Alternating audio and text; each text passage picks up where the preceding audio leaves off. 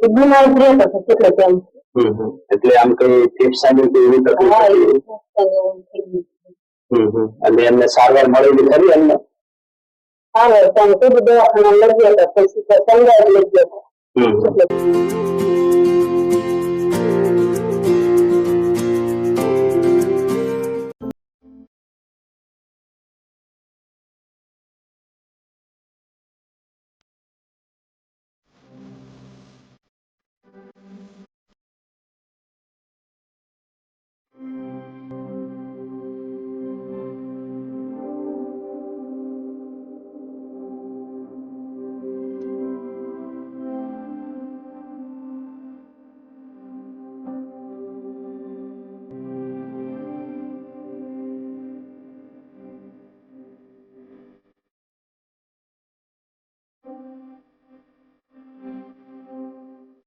નમસ્કાર દર્શક મિત્રો, જય શ્રી કૃષ્ણ, જય સિયારામ।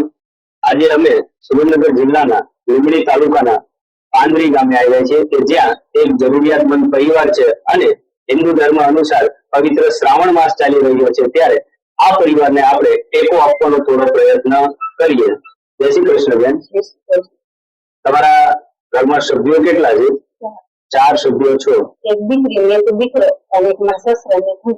અચ્છા, તો તમારા જે પતિ એટલે ધણી મરણ પામેલ તો એમને કેટલો સમય થયેલો છે?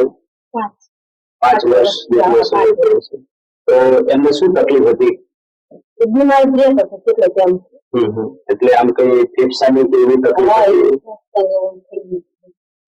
અને એમને સારવાર મળેલી ખરી એમને સારવાર તમે કીધું દવાખાના લઈ ગયા હતા પછી તો સંગાઈ લઈ ગયા હતા એટલે ટીબી હોસ્પિટલ એટલે સુરેન્દ્રનગરની બ્રેક જે છે ત્યાં એટલે અહીંયાથી એમને કોઈ ફેર પડ્યો નહીં અને પછી મંગાઈ લઈ તો તમારા ઘરનું ગુજરાન ચાલે એ માટે તમે શું કરો છો? અમે ગાડી લાવી ગાડી થઈ એટલે છોકરાને ભણાવી મજૂરી જાઓ છો ખરા? મજૂરી જવું પડે અને મારા સસરા માંગા રહે 10 રૂપિયા ઉપર લે સાડી અને મારે ખર્ચો લઈ એટલે બેન મજૂરી કરી અને પોતે પોતાના દીકરાઓને પણ સાચવે છે તેમજ તેમને ભણાવે છે। એ ઉપરાંત એમના સસરા સતત બીમાર રહ્યા કરે છે તેમની પણ સંભાળ લે છે।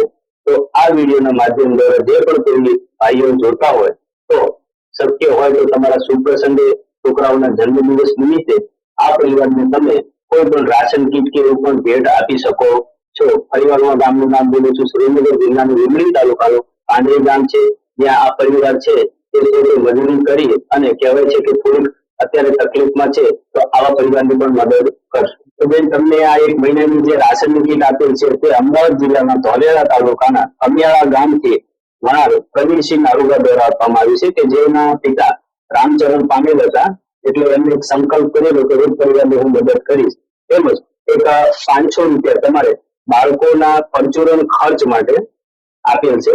તો તમે એમને 2 શબ્દો કઈ કહેશો? ભગવાન માટે 1 મહિના તમે સુધી આપ્યું તમને તંદુરસ્ત ભગવાન